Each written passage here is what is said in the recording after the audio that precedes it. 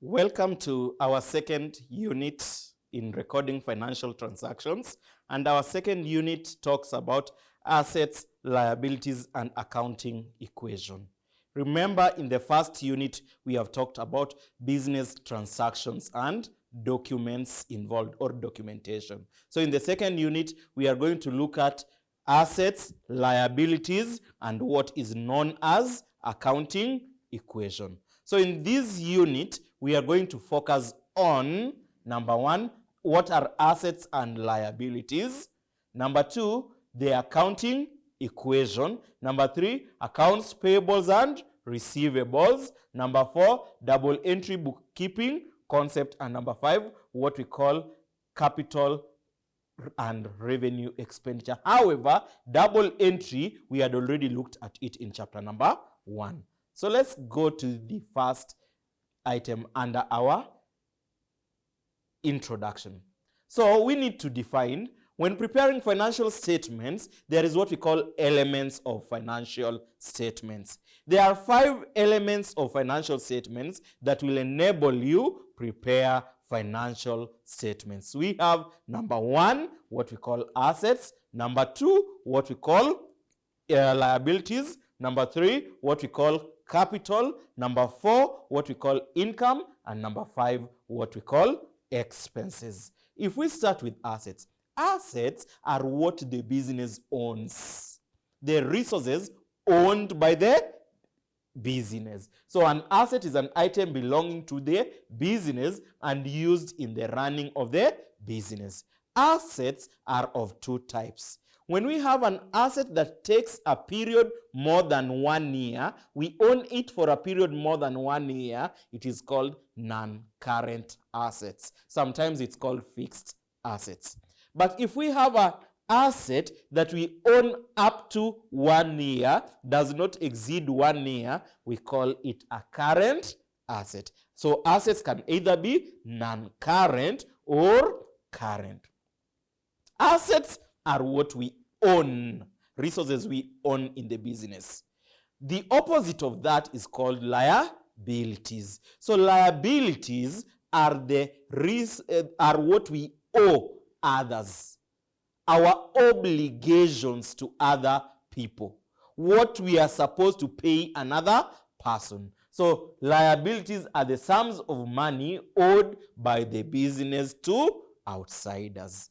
Just like in assets, we have 2 types of liabilities. Liabilities that last for a period more than 1 year, they are called non-current liabilities. Liabilities for a period up to 1 year are known as current liabilities. Now, there is assets, what we own.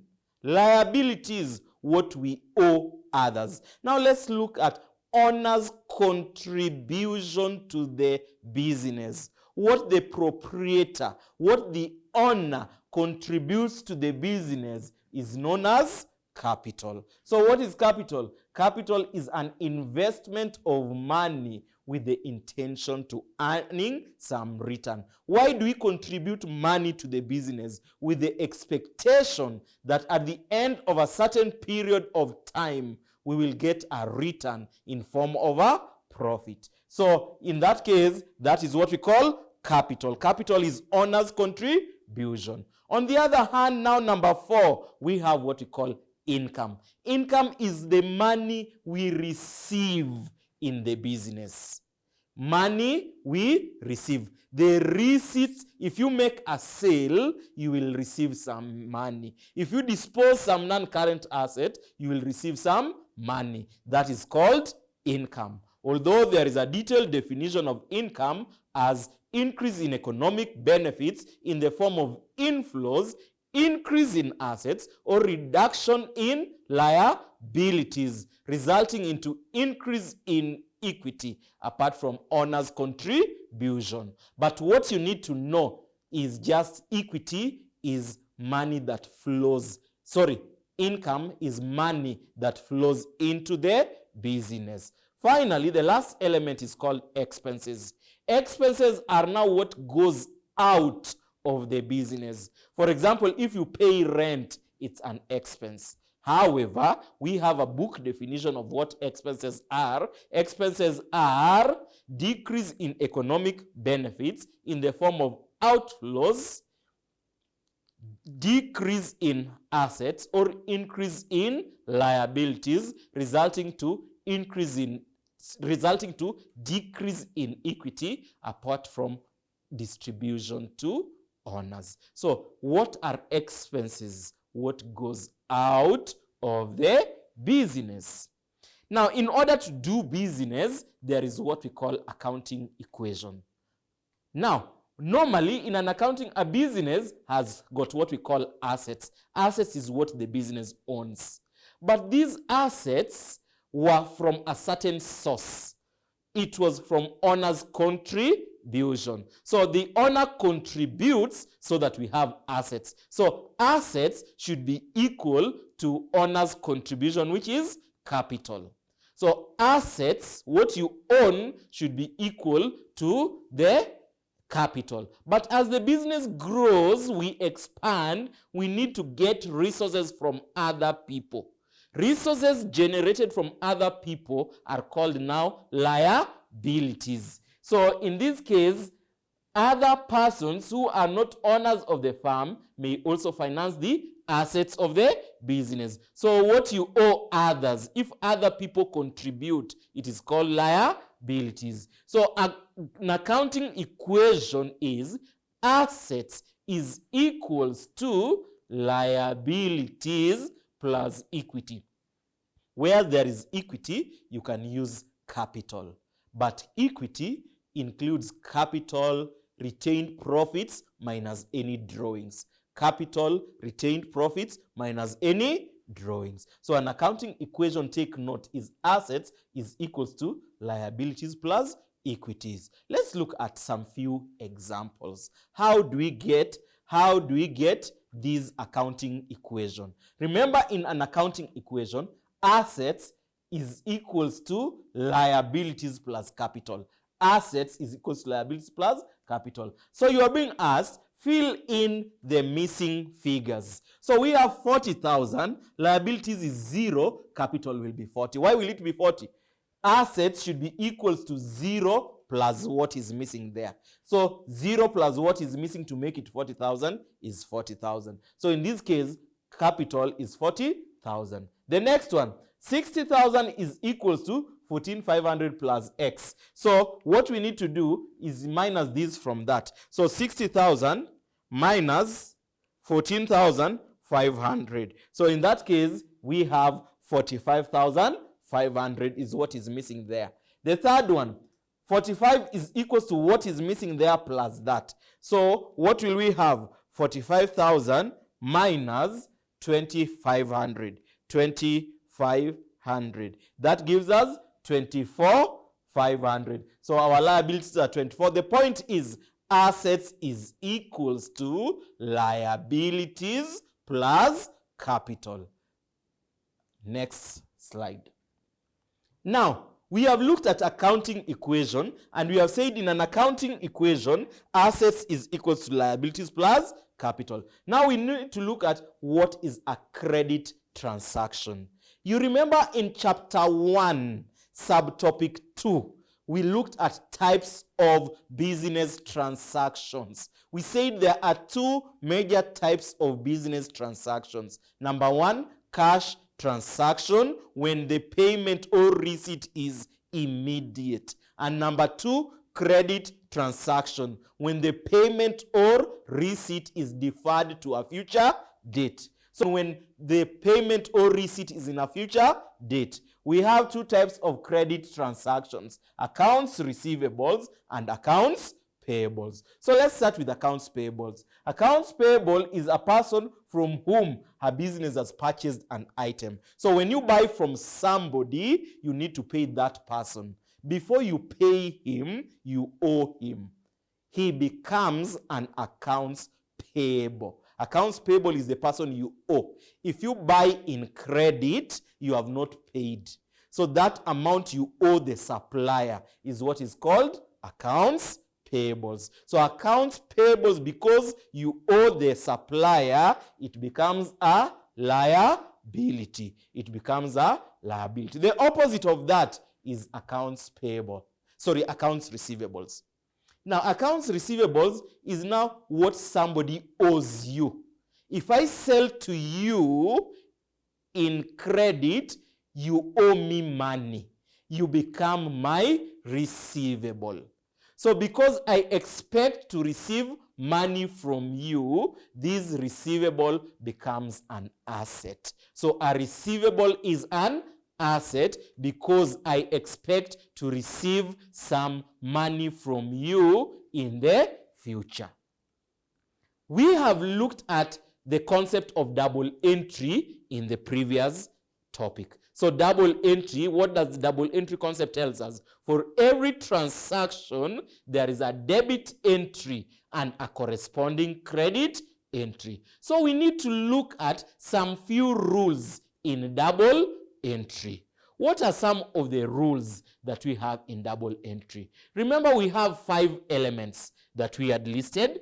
We had talked of assets, we had talked of liabilities, we had talked of capital, we had talked of income, and lastly, we talked of expense.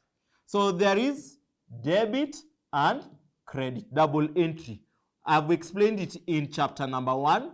What do you debit? So when assets increase, you debit. So when assets increase, you debit. When assets decrease, you credit. So increase in assets, you debit. Decrease in assets, you credit. Liabilities is the opposite of assets. When liabilities increase, you credit. When liabilities decrease, you debit. Capital is accounted for in the same way as liabilities. We had seen the accounting equation. So when capital increase, you credit. When capital decreases, you debit. Income, when income increases, you credit. When income decreases, you debit. And finally, expenses. When expenses increase, you debit. When expenses decrease, please master these rules. So the rules touch on all the elements we have looked at. So the first element, when assets increase, debit. When assets decrease, credit. When liabilities increase, credit. When liabilities decrease, debit. When capital increases, credit. When capital decreases, debit. When income increases, credit. When income decreases, debit. And finally, when expenses increase, debit. When expenses decrease, credit. Those are rules of double entry. Now, in the same rules, let's look at examples to see if we can apply the concept of double entry. So identify the debit and credit entries in the following transactions. Identify the debit and credit entries. I don't need to write here. I'll just say what is to be debited and what is to be credited. So identify in each transaction what is the debit and what is the credit entry. So let's start with the first one. Bought a machine on credit from A at a cost of 8 million. So if we bought at a cost of 8 million, in that case, okay, I can still do it. So in the first transaction, if you bought a machine, what will you debit and what will you credit? Bought machine, so you'll debit machine and you'll credit from A. You'll credit what is called trade payables. And our payable is called A. And each is 8 million. 8 million. That's the first transaction. The second transaction, bought goods on credit from B. So those are purchases of stock. So here you debit and you credit. So bought on credit. So there is a trade payables from B and purchases with the amount of 500,000. Is it 500,000? Yes. with amount of 500,000. Transaction number 3. Sold goods is the opposite of bought. Sold goods on credit. So sales, debit, trade receivables, and credit sales. You can put the amounts. Transaction number 4. You continue like that until we finish. Transaction number 4. Paid D, a supplier, 300. So debit, credit. So credit, cash, and supplier. Supplier is a trade payable. Next, we have paid wages. Wages are expenses. Number 5, paid wages is 4 million. So you debit wages and credit. Maybe we paid by cash. Number 6.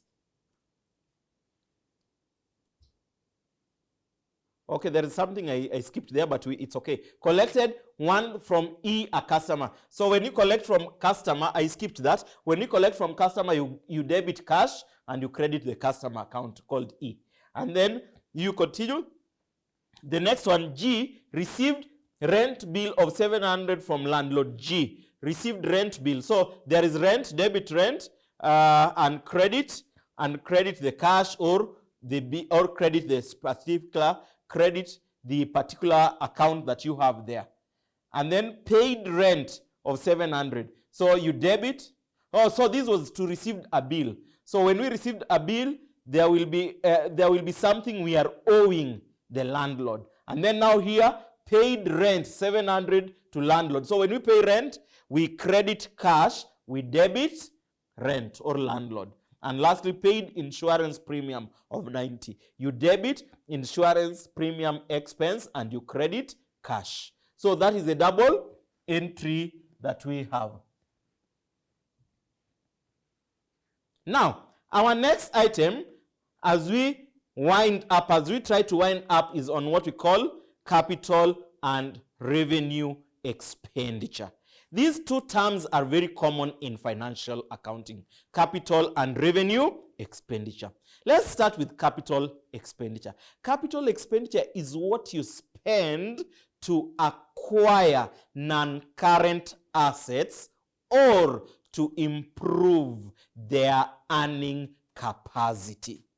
What you spend to purchase non-current assets or to improve their earning capacity. So capital expenditure is what you spend to acquire non-current assets or you improve their earning capacity. On the other hand, what you spend on a day-to-day basis or to maintain the earning capacity is called revenue expenditure. So for the purpose of trade, what you incur in the day-to-day basis for the purpose of trade or to maintain the existing earning capacity is revenue expenditure. Let me repeat. Capital expenditure is what you spend to acquire non-current assets or to increase earning. Revenue, on the other hand, what you spend in the ordinary activities, the sale of goods and services, or what you spend to maintain the current earning capacity, that is capital and revenue expenditure. So that was expenditure. Now let's go to income. Capital and revenue income. Remember the other one was what we spend. Here now, what you receive from non-ordinary activities of the business. What you receive from non-ordinary activities of the business is capital income. On the other hand, revenue is what you receive from the ordinary activities of the business. So maybe let's look at a number of examples and classify them into the 4 categories: capital expenditure, revenue expenditure, capital income, and revenue income. So let's look at a number of transactions. Purchase of raw materials that can be turned into goods for resale. So which can be sold. Purchase of raw materials that can be sold. That is revenue. It will go under revenue expenditure because it's the normal selling and buying. Receipt from sale of unused machine. That is income, but our duty is not to sell machines. So that is income, so it will be capital income. Next, sale of goods to a credit customer. So when you sell to a credit customer, that is revenue income. And lastly, purchase of motor vehicle to be used by the sales director. That is capital expenditure. So you must have a clear understanding of each item by looking at what we have.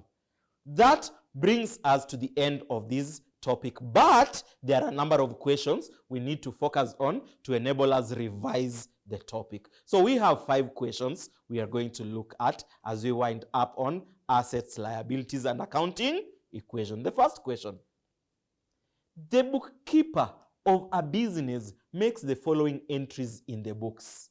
They debited office and credited payables. These entries record which of the following business transactions. So remember, we've debited office premises, that's a non-current asset, and you have credited payables. So you purchased a non-current asset in credit. You purchased non-current assets in credit. So these entries record which of the following transactions. Number A, the business has taken out a bank loan to refurbish the head office. That's not true. If you take a bank loan, it will not be a payable, it will be a loan. Next, the business has paid an outstanding invoice for repairs of office. Repairs of office is an expense, but this is office premises, non-current assets, so that's not true. C, the business has purchased a non-current asset on credit. Non-current assets, credit. So answer is C. And the business has purchased a non-current assets for cash. If it is non-current assets for cash, it will be debit premises and credit cash. The next question. Now, the next question reads, X starts a business with 50,000 in cash, buying inventories for 10,000 from cash and paying businesses expenses of 1,000. Inventory is purchased on credit for 5,000. Following these transactions, what is the capital? Now, in order to get the capital, we started the business with 50,000. We started the business with 50,000 cash. So remember that is cash. We started with business cash and then buying inventory from cash. So you minus inventory was 10,000. So cash is reducing plus, but you have bought inventory. So you have inventory, which is an asset, so cash is what you spent, and here is what you have there as your stock. We continue. And paying business expenses of 1,000. So there is an expense there. Inventory is purchased on credit. So inventory is purchased on credit. So we'll minus that and add the inventory, which is purchased. So inventory, and this is payables. So when we get the answer of these is what will give us capital. So capital is equal, so let's try getting that. 50,000 minus 10,000 is 40 plus, I hope it was 10,000, plus 10,000, it's 50, minus 1,000 is 49, minus 5,000 is 44, plus 5,000 is 49. So our capital is 49. Do we have 49? Yes. Answer is B. That's a longer accounting equation. Next question. So in our next question, assets, okay, question, which one of the following statements concerning a debit entry is correct? Remember, we have debit and we have credit entries. A, which one of the following statements concerning a debit entry is correct? Debit entry. It records a decrease in assets. No. Increase in assets are debit, not decrease.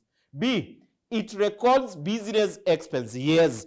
Increase in business expenses are a debit. So B is the answer. C, it records sales. Sales is a credit entry. And it records an increase in liabilities. Increase in liabilities is a credit. So our answer there is B. The fourth question, which of the following statements concerning credit entries is correct? Remember, credit affects increase in liabilities, increase in sales, increase in capital.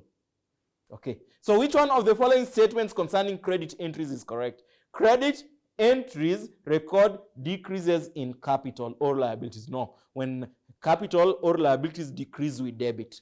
B, credit entries record increases in assets. When assets increase, we debit. C, credit entries record increase in profits. That's true. In profit increase is as a result of income. And D, credit entries record increases in expenses. When expenses increase, we debit. So the answer is C. The last one, the last question, a trade receivable. Remember, we said if I make a sale to a customer and the customer does not pay immediately, the customer owes me. What the customer owes me as a business is what we call a trade receivables. So a trade receivable is a person owing money to the business in return for the goods supplied. That is correct. Let's see B. A person to whom the business owes money in return for goods. This is a payable. This is a trade payable. C. A person to whom the business owes money which was lent to finance the trading operations. That's undefined. A person who has purchased goods from the business is a customer. So a trade receivable, remember, you can purchase in cash. So if you purchase in cash, you are not a trade receivable. So a trade receivable arises when a person owing money to the business in return for goods what? Supplied. That brings us to the end of this topic, unit number 2, which is on assets, liabilities, and accounting equation. Let's meet in our third session. Thank you.